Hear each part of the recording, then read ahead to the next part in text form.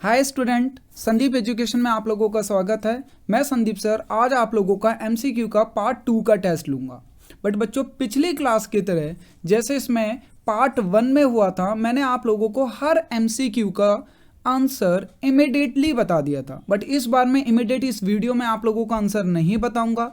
हाँ, आप लोग मुझे कमेंट बॉक्स में कमेंट करके पूछ सकते हैं कि क्या क्या है। अपने कमेंट बॉक्स में आप लोग जो भी एमसीक्यू का आपके आंसर है वो आप लोग मुझे कमेंट करेंगे और मैं आप लोगों को फिर बता दूंगा कि किसके कितने सही या गलत हैं। दूसरा, आप मुझे मेरे इंस्टा पेज पे भी फॉलो कर सकते हैं। लिंक मैंने डिस्क्रिप्शन में डाल दिया है बच्चों, और वहाँ पे मैंने एमसीक्यू के सारे आंसर पोस्ट कर रखे हैं, तो आप लोग इंस्टा पे भी देख सकते हैं। लिंक बच्चों डिस्क्रिप्शन में है। तो चलिए अपना आज का टेस्ट हम स्टार्ट करते हैं।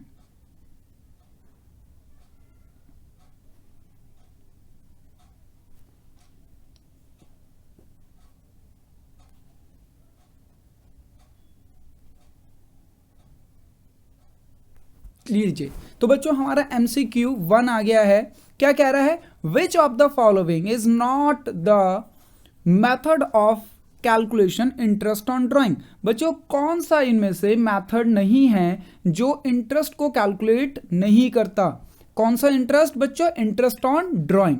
एक पहला ए ऑप्शन है सिंपल, बी प्रोडक्ट, सी एवरेज, डी वेटेज। तो कौन सा इनमें से वो मेथड नहीं है बच्चों जो इंटरेस्ट ऑन ड्राइंग को कैलकुलेशन के लिए यूज किया जाना है? आप लोग इसका आंसर कमेंट बॉक्स में करेंगे।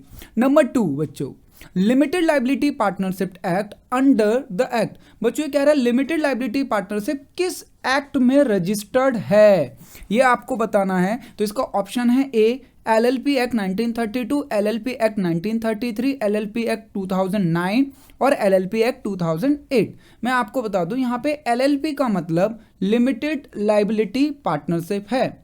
लीजिए, हमारा थर्ड MCQ आ गया।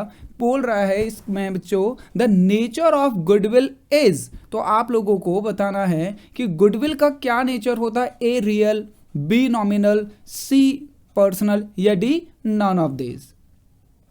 लीजिए बच्चों, तो फोर्थ देखते हैं जल्दी से। फोर्थ है under which accounting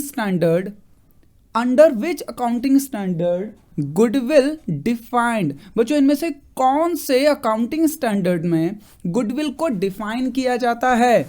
A option है आपका AS6, बी ऑप्शन है आपका AS1, सी ऑप्शन है आपका AS26 और डी ऑप्शन है आपका AS10। तो चलिए फिफ्थ में आ जाते हैं। आप लोग कमेंट बॉक्स में कमेंट करिए आपका क्या है इसका आंसर। फिफ्थ है बच्चों, when goodwill is not a purchase goodwill, comma goodwill.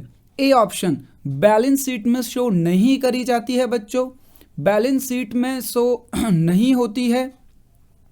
C option है इसका मे और may not be shown in the balance sheet और डी ऑप्शन है is partly shown in the balance sheet. तो बच्चों जो इसका बी ऑप्शन है वो है is shown in the balance sheet. ठीक है, वो नॉट गलती से लिख गया है। तो पहले वाले का है ऑप्शन बैलेंस शीट में शो नहीं करी जाती, दूसरा बैलेंस शीट में शो करी जाती है। सी है बच्चों मे और मे नॉट और डी ऑप्शन है partly in the balance sheet. ठीक है, पार्टली शो करी जाती है, पार्टली नहीं। तो 6 आ जाइए। 6 MCQ है हमारा। 6 MCQ है क्या है बच्चों? कह रहा following are the factors affecting goodwill. वो कह रहा बच्चों ये सारे फैक्टर्स गुडविल को अफेक्ट करते हैं एक्सेप्ट नेचर ऑफ बिजनेस, या B option location of the customer, या C option technical know how, या D option efficiency of management. ठीक है, आप कमेंट बॉक्स में इसका कमेंट करिए। 7 है बच्चों, रोहित एंड ऋषभ। ये बच्चों ट्रू फॉल्स का है हमारा 7 और 8। तो आपको इसमें ट्रू और फॉल्स बताना है।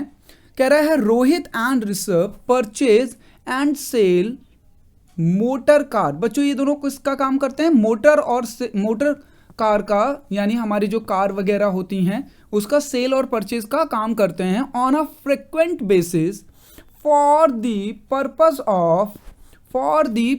Of making profit full stop, they will be called partner.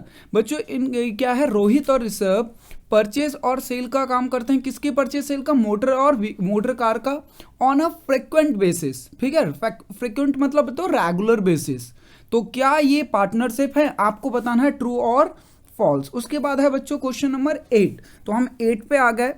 Continuously earn profit increase the value of goodwill. तो आपको बताना है कि हमारा कॉन्टिन्यूस अगर प्रॉफिट अर्न हो रहा है तो क्या, और वो प्रॉफिट इंक्रीज हो रहा है तो हमारी गुडविल मानी जाएगी, गुडविल इंक्रीज होगी या नहीं। ठीक है, तो आपको बताना है ट्रू और फॉल्स। तो कमेंट बॉक्स में कमेंट करिए इसे, ये ट्रू है या फॉल्स। उसके बाद आ जाइए बच्चों अपने 9। बच्चों जो 9 क्वेश्चन है ये फिल इन द ब्लैंक्स का है और 10th भी फिल इन द ब्लैंक्स का है। तो इस जो गैप है इसको फिल करना है आप लोगों को। कह रहा है the business of partnership concern may be carried on by all the partners or any of them acting for all. This is called the element of dash between all partner।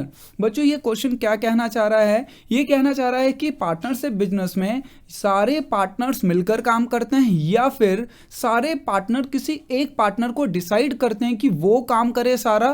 तो इनके बीच इस एलिमेंट को क्या कहा जाता है, तो आपको बताना है कि पार्टनरशिप में इस एलिमेंट को क्या बोलते हैं। उसके बाद आ जाइए बच्चों हमारा 10th fill in the blanks last है। कह रहा है when a partners withdraws unequal amount. बच्चों पार्टनर कैसे विदड्रॉज कर रहा है, unequal amount on different dates.